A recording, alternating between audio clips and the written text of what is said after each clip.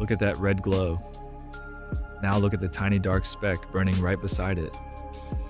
That speck is a planet, and for over 100 years, astronomers swore it wasn't there.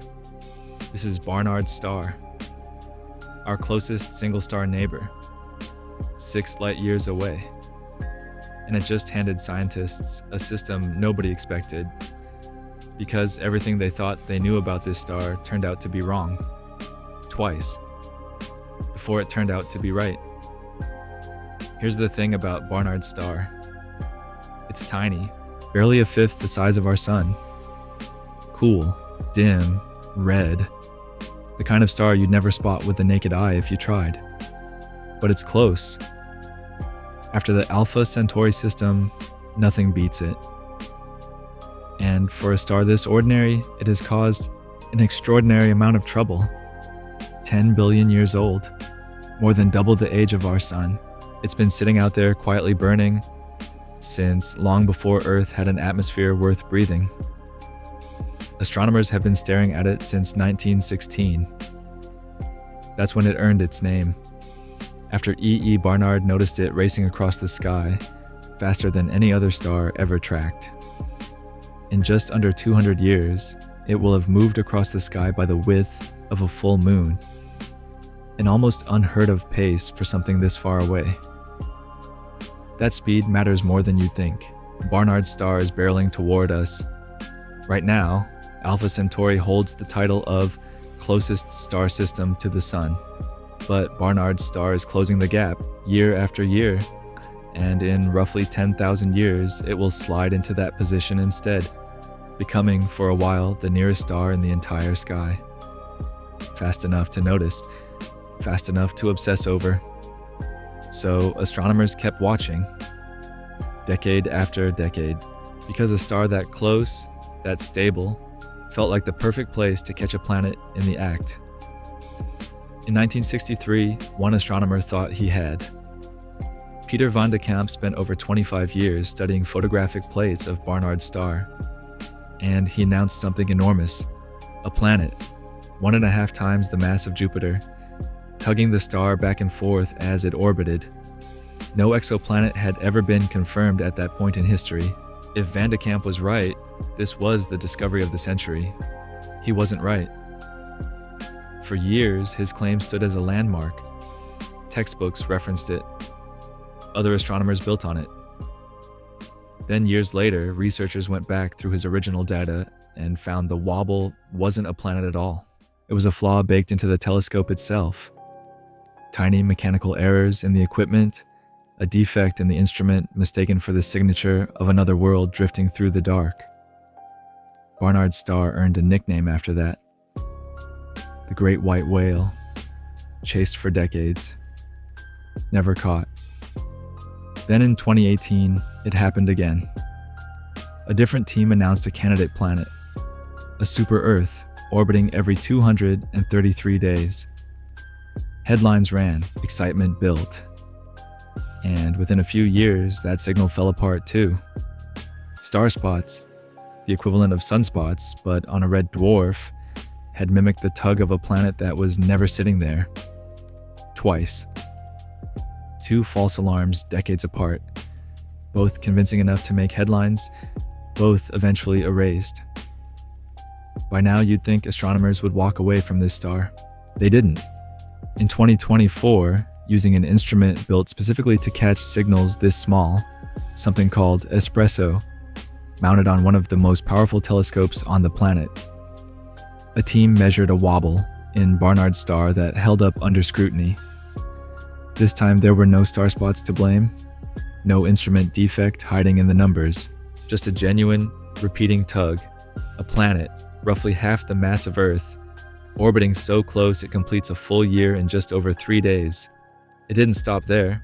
By 2025, using a separate instrument called Maroon X, astronomers confirmed 3 more worlds, 4 planets total, all circling this one small red star, all packed tighter than anything in our own solar system. Here's where it turns strange. Every one of these 4 worlds falls into a size class that doesn't exist anywhere in our own neighborhood. Bigger than Mars, smaller than Venus, smaller than Earth. Our solar system skipped straight past that entire size range. We don't have a single planet like it. Barnard's star has 4. The innermost planet sits so close to its star that it orbits 10 times nearer than Mercury circles our sun.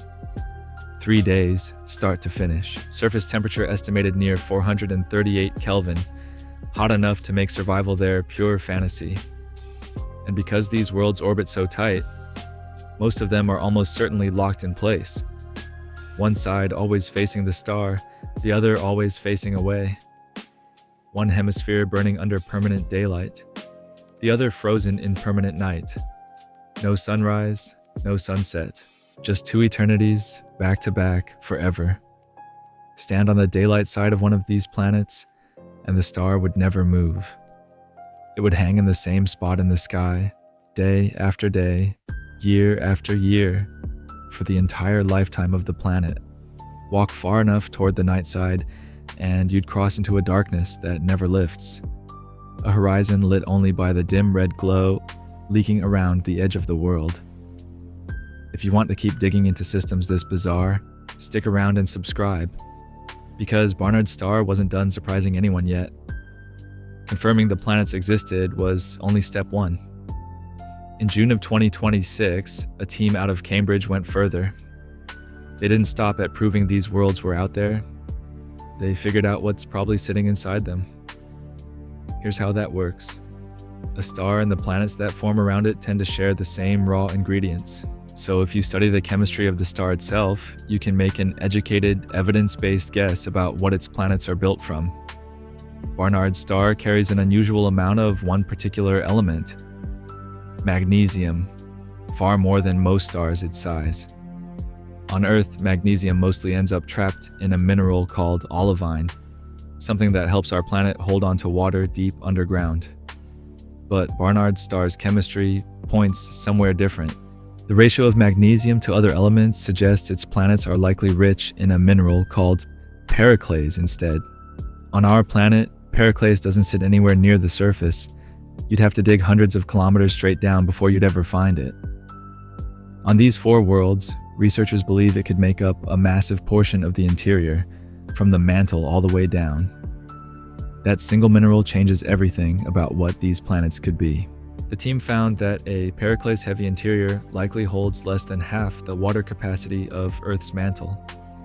It also generates less internal heat, which means these worlds are probably geologically colder and quieter, far less active on the inside than our own planet has ever been. Think about what that means over billions of years. On Earth, a hot, restless interior drives plate tectonics, keeps a magnetic field running, and slowly recycles water and carbon between the crust and the mantle. A colder, periclase-heavy interior does almost none of that. These worlds likely froze into their current state early and stayed that way. Quiet, locked, chemically unlike anything sitting in our own solar system. Cooler interiors, less water storage, almost no chance of ever building a lasting atmosphere. Every angle in this study points to the same conclusion. These 4 worlds were never going to be anything close to livable. There's one more twist buried in the numbers. The 3 inner planets might be locked into something called an orbital resonance, a precise mathematical rhythm where their orbits repeat in a fixed ratio over and over, like gears meshing together in perfect time. That kind of arrangement can hold a system steady for billions of years, or it can be the first warning sign of something quietly coming apart, a resonance chain that looks stable now but hasn't been tested by enough time to know whether it survives. Astronomers haven't ruled out either outcome. Nobody currently knows whether this system is a fixed clockwork mechanism or a slow ticking countdown. There's a bigger reason this system matters beyond Barnard's star itself.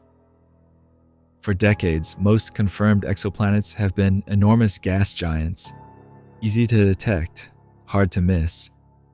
Small, rocky worlds like these, 4 kept slipping past our instruments, hidden in the noise. Every planet confirmed here sharpens the tools used to find the next one, The techniques refined on this one small red star are the same techniques astronomers will lean on to hunt for smaller, rockier, more Earth-like worlds around other stars in the years ahead. In an odd way, 100 years of failure at Barnard's star helped build the precision needed to get it right, and to get the next discovery right too. Sit with that for a second. A star that fooled 2 generations of scientists into chasing planets that were never there. And now that the actual planets are confirmed, they turn out to be built from a mineral that has no business anywhere near a planet's surface, locked into an orbital dance that might not even hold. 110 years of watching this one star.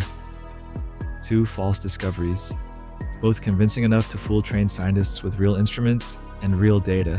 One genuine system, hiding in plain sight the entire time.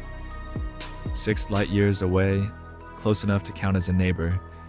Strange enough that nothing in our own solar system could have prepared us for what was actually sitting there. The whale was never a myth. It was only ever waiting for the right instrument to see it clearly. And even now, astronomers still don't know if what they're looking at is built to last, or if Barnard's star has one more surprise left in reserve.